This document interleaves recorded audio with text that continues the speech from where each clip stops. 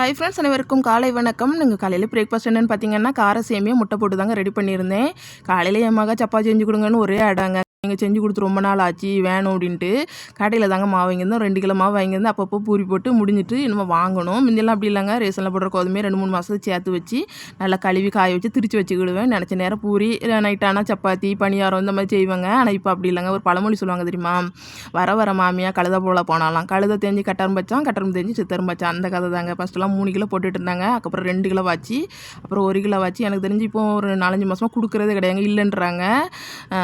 நீங்கள் கொடுங்க, இல்லைன்னா விற்று தின்னுங்க, ஊரும்பு நம்ம பேசக்கூடாது.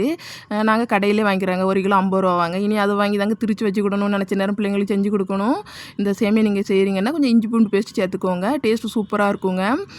கண்டிப்பாக ட்ரை பண்ணுங்கள். கரம் மசாலா கூட எக்ஸ்ட்ரா வேணால் சேர்த்துக்கோங்க. கலர் இன்னும் கொஞ்சம் தூக்கலாக இருக்கும். உங்கள் வீட்டிலலாம் என்ன பிரேக்ஃபாஸ்ட் செஞ்சீங்கன்னு சொல்லுங்கள். வீடியோ பிடிச்சா கண்டிப்பாக லைக் பண்ணுங்கள்.